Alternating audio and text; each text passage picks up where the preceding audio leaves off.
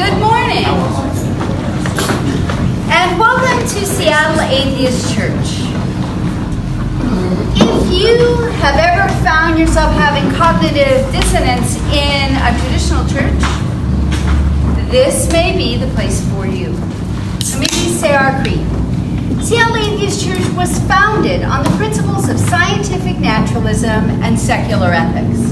Truth claims are attempted here, and we stand ready to revise our thinking in light of new information. We attempt to be excellent to all conscious beings, and we believe in good, because good works in non-mysterious ways. So if that sounds right to you, you're probably in the right place. So the way that we do this is the members ourselves give the talk. We have a planning meeting every few months. Everyone is invited. And then after our talk, we will get into a circle and have a discussion time. If you enjoy church and would like to support it financially, there is a jar at the back of the room, or you can go to www.seattleatheist.church, and there's a link where you can donate off that link.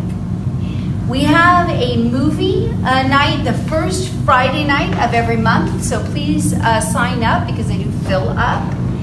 Then we also have board games second Sunday of the month after church, and the secular Saturday social is the third Saturday of the month. So you're invited to all of that stuff.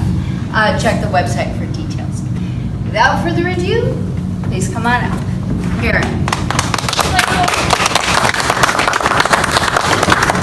So I recommended the topic of the history of secular humanism because I find the whole topic interesting. It is certainly not my area of expertise, neither philosophy or of history. So I enjoyed researching all of it. But I certainly learned in some of the philosophy sections that I don't understand some of this stuff, like Hume. I'm going to talk about Hume, but I will tell you everything incorrectly, and hopefully someone here can correct me. Anyway, so I also created some stuff so people can follow along, but I only created 10 of them because I felt guilty using my work's resources to do this, so you guys can share. Let's see how many we can spread around.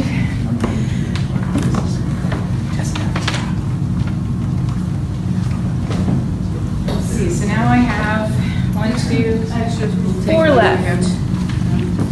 Where do we need more extras? Here. And here. I have 2 more. And might as well go here. All right,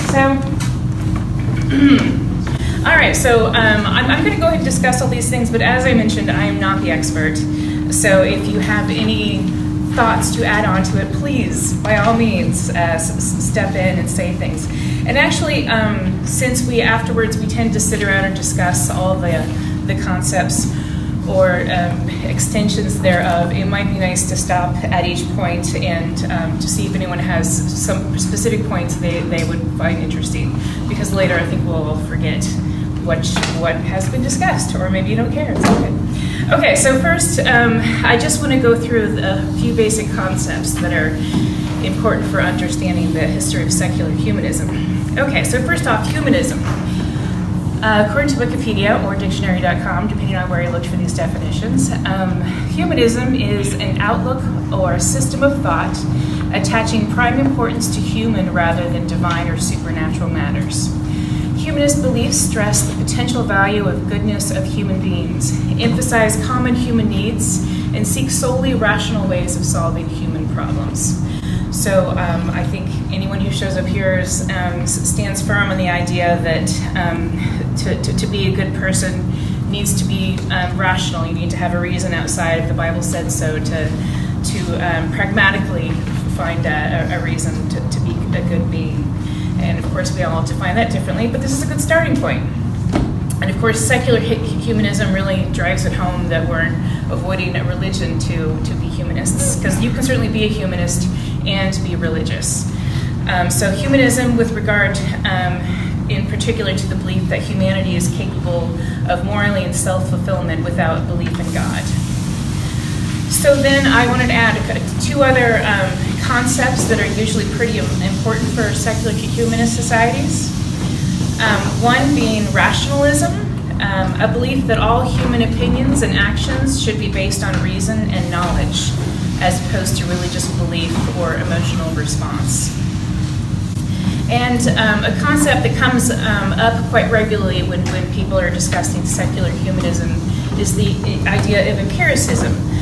This is an area of philosophy that a lot of people say inspired their secular humanism, or inspired people who inspired them that inspired them. So this is the theory that all knowledge is derived from sense experience.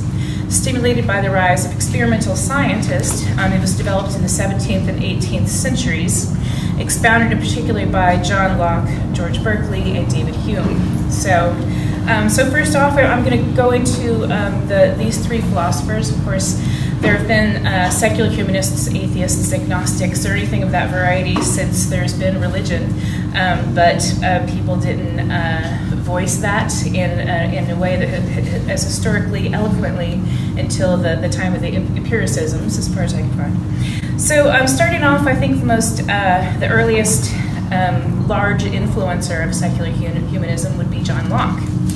So he was a philosopher and a physician. He was born in 1632, died in 1734, so this is before the United States even was the United States. So the biggest concept I think he came up with was the idea of religious tolerance.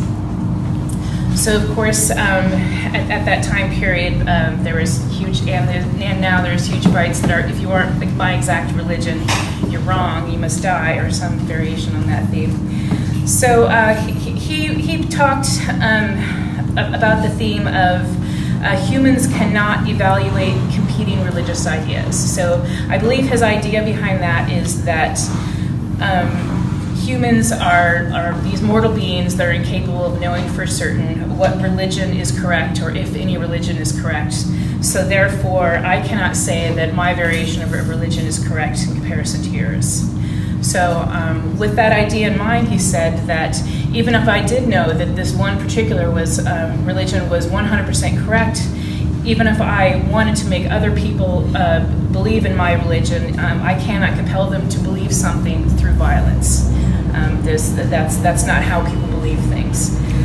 And secondly, if I tried to coerce people into one specific religion, this would cause disorder in society. So it's religious tolerance is the most pragmatic way to exist.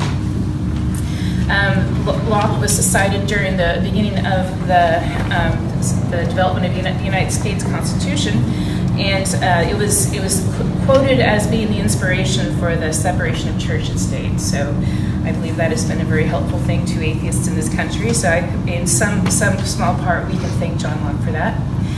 He's also the first person to have spoken upon the idea of life, liberty, pursuit of happiness, and he also added possessions into this concept. But of course, he wasn't full on board with the secular humanist lifetime that he eventually did inspire. He was quoted as saying, he urged the authorities not to tolerate atheism because he thought the denial of God's existence would undermine the social order and lead to chaos. So that's my understanding of John Locke, which is very minimal. So does anyone else know much about John Locke they'd like to share, or his thoughts about his philosophy? I feel like a teacher now. Yeah. Yeah, I thought that the reason why he was against tolerating atheism is because he thought that if you had a bunch of people that didn't believe in God, that you couldn't rely on testimony that people gave in court, because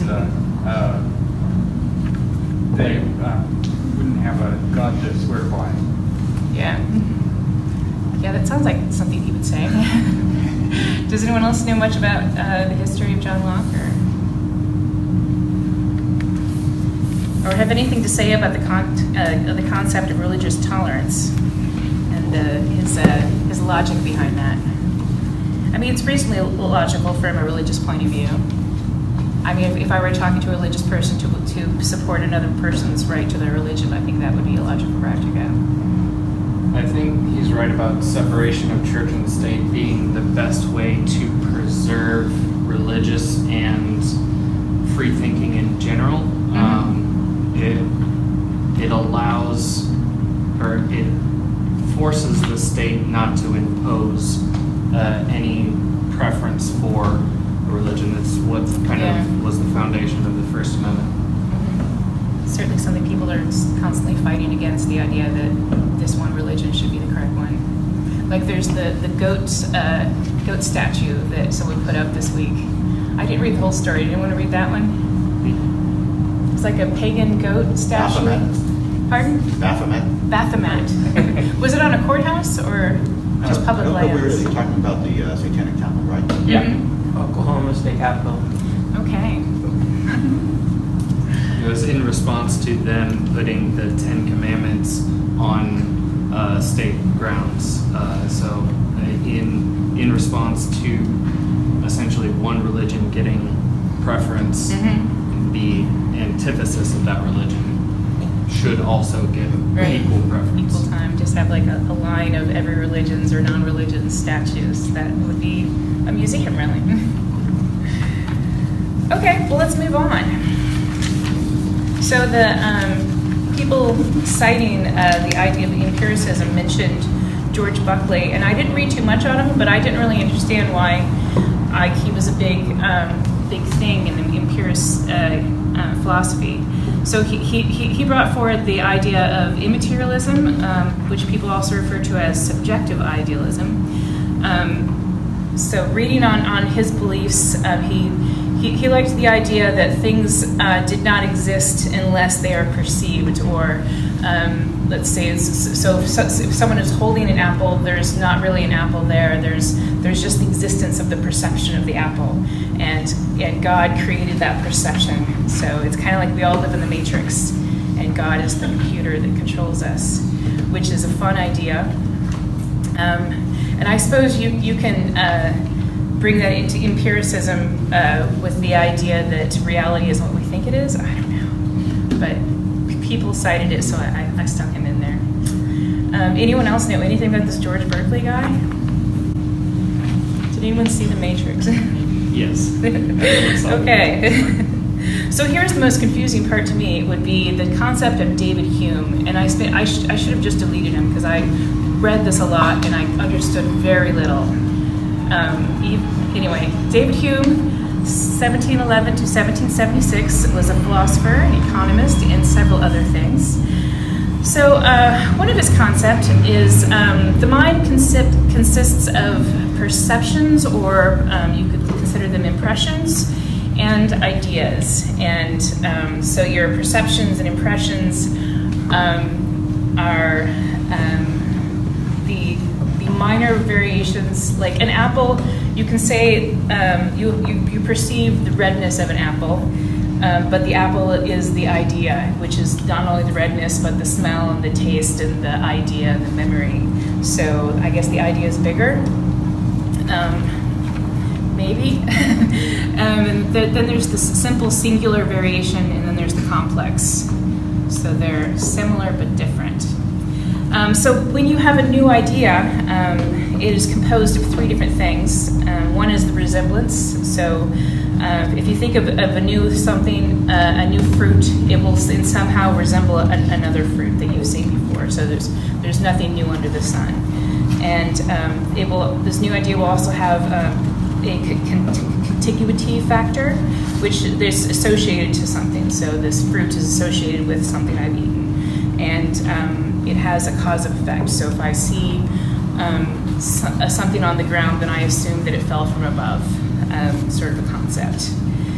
And so Hume used these concepts to negate the idea of using metaphysics to explain things. And I'm not sure how he got there, because I tried really hard to understand him, and I don't. But I suppose he's put in this category because he thinks of reality outside of not necessarily metaphysics, though he was certainly a religious person. So he boiled things down to the human mind and our experience and how we explain things. So he went on to discuss the self. So the mind itself, far from being an independent power, is simply a bundle of perceptions without unity or cohesive quality. So this puts him in the category of someone that doesn't. Are you able to expand on that at all? You're the philosophy major. I'm hypothesizing can help me.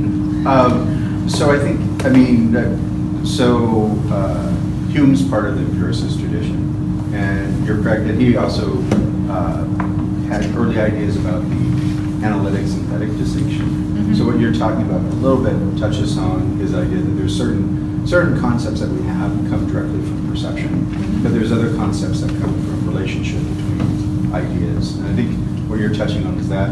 I also want to emphasize Hume was a very vocal atheist when he was alive, and in fact published a book on atheism that came out after his death. It's confusing.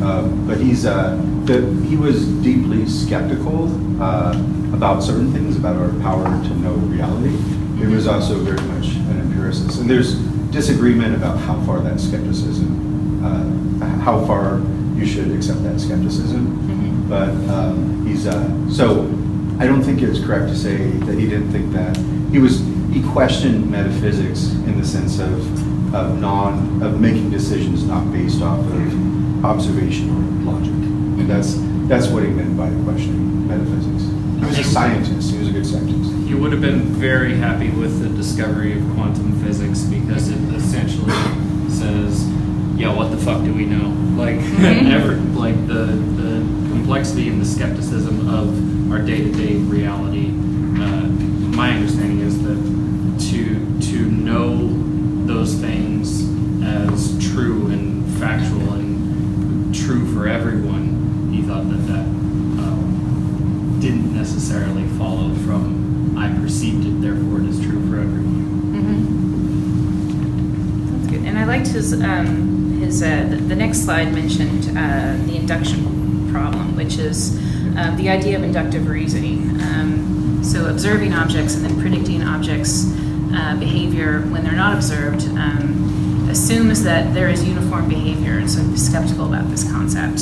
So certainly without a strong scientific understanding of the system, you couldn't go there, which he was certainly before his time, which leads to the idea of causation, which would be the other side of that. He was skeptical that all events have a specific course of reason.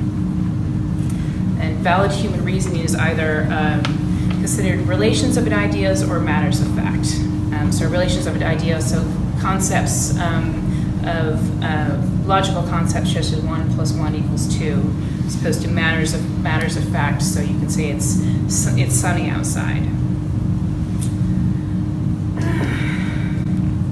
All right, I feel inappropriate to comment too much more on what he said, except that he said all religious beliefs traces in the end to the dread of the unknown. So I guess this suggests more of his atheistic points of view there. So anything else more about Hume that can enlighten us? All right, so Immanuel Kant, this was a great guy. Moving on to 1724 to 1804. So this comes after the beginning of the empiricism concept. Okay, so this interesting guy, brought up by a biblical literalist, though he believes that humans can never understand God or the soul.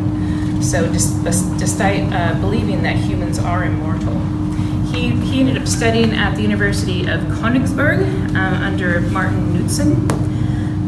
In his earliest studies, he was more of a scientist. He studied the solar system and tried to prove aspects of the solar system based on Newton, but without the idea that God fills in the gaps of keeping the solar system as it's supposed to be. And he credits Hume as an inspiration for his further work. So, but later he focused on secular ideas of what makes people good, or how to make people good. So his first main work was The Critique of Pure Reason, which was really an 800-page book that was almost impossible to read, but a few people got through it. So The Critique of Pure Reason meant to define the scope of reason, what we are able to understand. So the mind accepts information and shapes it into something that makes it sense, which counters the idea that our brains are empty vessels where knowledge and the sensation of things are just dropped in. But things come into our brain, they're altered in some way to give us an understanding, which I believe was he was before his time, and that's that understanding of the mind. So he also believed that the mind imposes time and space on the information it receives, and it also determines the cause and effect to ideas from what information is receiving. So since our reality is a construct of the mind, we cannot truly know reality. So metaphysics gives reason that it is independent of our experience, but applying metaphysical reason leads to contradictions and confusions. So Kant tells us that reality is a joint creation of external reality and the human mind, and that it's only regarding the latter that we can acquire any certain knowledge, since the metaphysical reason can be so contradicting. So his next work was the Critique on Practical Reason. So this focused more on morals and ethics. He wanted a more ultimate moral principle, and that is to act such that the maxim of your will could hold universality, which I interpreted as an idea that you can pragmatically define the morals and ethics required to become good people, as opposed to obedience to God. Were this the driving force of a person to act morally, they would be contingent on them having the desire to be obedient. So a moral person must follow practical law, not dependent on desire. It is essential, he said that it was essential to teach the student to act from duty and not merely outwardly conforming to a morality. He also said that religions within the bounds of religion, which was his next book, which was primarily discussing critiques on the rituals, superstitions, and the hierarchy of the church. This, unfortunately, he had to publish outside of the country due to religious censorship about dissension against the church. And when the publication did come out, the king banned him from discussing religion ever. So that's all I had for Immanuel Kant. Anyone else? He's a more popular philosopher. Anyone else follow his works? No? I think he's widely known for something called the categorical imperative. Categorical imperative? Which my understanding of it is it's kind of the golden rule dressed up in a very complicated philosophical way. Yeah. So that's Yeah, do unto others as you yeah, want but them he's to got do. a kind of complicated form. Yeah.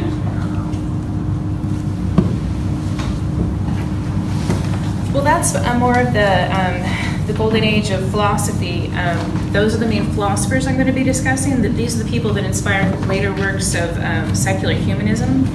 So the later people I'm discussing use the ideas from these philosophers and certainly expanded on them, but did not create any bold new philosophies, at least from the people I'm discussing. So first I'm going to discuss Felix Adler. He was born in Germany in 1851. He was the son of a rabbi. He and with his family as a child, he moved to New York. His father ran the biggest temple there, but he ended up going back to Germany to get a PhD from the Heidelberg University. So Germany is certainly the place to be if you're a philosopher, especially at this time period, because it was a very liberal time in this particular university. So this was a post-Kantian time, so he studied Kant. So he really focused on the idea that one cannot prove or disprove God or immortality. And he liked discussing the morality away from religion. So while he was at the University of Heidelberg, he studied under this person, Kuno Fischer. So he using the ideas that the other empiricists specifically defined the philosophical subdivisions of empiricism, which is the idea of experience, versus rationalism, which is knowledge through principles. So that was his time at Heidelberg. So then Adler went back to New York.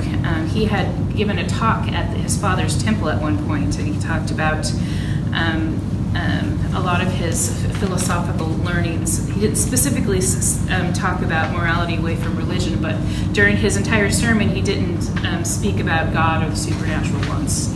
So this pissed off the temple people quite a bit. So he was not asked back. But luckily, he had other things in mind. He ended up teaching at Cornell. In 1874, he taught Hebrew and Oriental literature. He was a very popular teacher, and his stipend at the university was fully paid by a New York philanthropist, Joseph Seligman, who actually went to the temple that he had given that talk at, because he was a good supporter of his philosophies. But unfortunately, the university decided to let him go, even though he was fully paid for and very popular amongst the students, because he was attacked as an atheist and as a danger to the souls of the young. So Seligman was also an interesting person. He was the first public case of anti-Semitism, because he tried to stay at the Hilton Hotel one night, and they wouldn't let him stay there because he was Jewish, and so that he took them to court over that. So the first anti-Semite court case. So Adler left the university, and that's when he started the New York Society of Ethical Culture along with Seligman. So he had weekly Sunday gatherings where he talked about seeing things much like we do, and he specifically was quoted as saying "deed, not creed" quite a bit. And following his society becoming very popular, similar ones opened in many other cities. So then, moving on after the time of his death, Roy Wood and Raymond Bragg are known to have authored the first Humanist Manifesto. So this outlined affirmations in cosmology, biology, cultural evolution, human nature, epistemology, ethics, religion, self-fulfillment, and the quest for freedom and social justice. So there are later manifestos that expanded on this manifesto, and humanist organizations rapidly began to increase after this. So a couple more people I'd like to point out in the history, actually a couple more things I'd like to point out in the history of secular humanism. My favorite is Madalyn Murray O'Hair, who lived from 1919 to 1995. So she was the founder of the American Atheists. She created the American Atheist magazine. She's the person known to have taken the case to the Supreme Court to end the Bible reading in public schools. And she is a personal enemy of my grandparents. My mother told me that she was told that Madalyn Murray O'Hair was the devil. So she's of our generation. So she was raised in religion. Then she went off to school. She ended up married and separated because her husband went off to war. Then she had a relationship with another man, but he was Catholic, so he wouldn't leave his wife. But they did have a son together. He was Mr. Murray, so that's where the last name Murray came from. She went on to get a degree in law, but she never practiced. Then she had a son with another man, and then later married a different man and separated from that man. So she's an interesting person.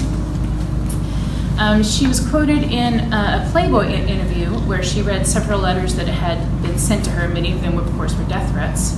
But one of the quotes was, "May Jesus, who you vigorously deny, change you into a Paul," and which is like a convert to Christianity kind of reference in the Bible. And her response was, "Isn't that lovely? Christine Jorgensen had to go to Sweden for an operation, but they'll fix me with faith, painlessly and for nothing."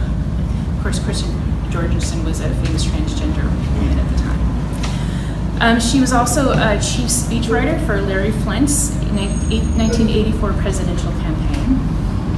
But it's not all perfect atheist beliefs with her. When her son decided to become a Christian, she was quoted as saying, One could call this a postnatal abortion on the part of a mother, I guess. I repudiate him entirely and completely for now and all times. He is beyond human forgiveness. So, not the best mother.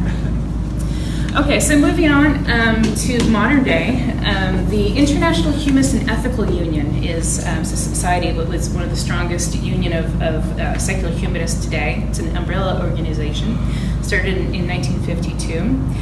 So their quote is, "Humanism is a democratic and ethical life stance which affirms that human beings have the right and responsibility to give meaning and shape to their own lives. It stands for the building of a more humane society through an ethical based on human and other natural values in the spirit of reason and free inquiry through human capabilities. It is non-theistic and it does not accept supernatural views of reality."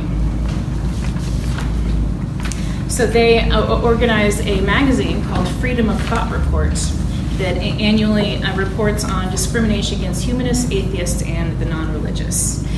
So there's four main categories that they grade each country on. The first being issues in the Constitution and government, education and children's rights, family, community, society, religious courts and tribunals, and then freedom of expression, advocacy of human values.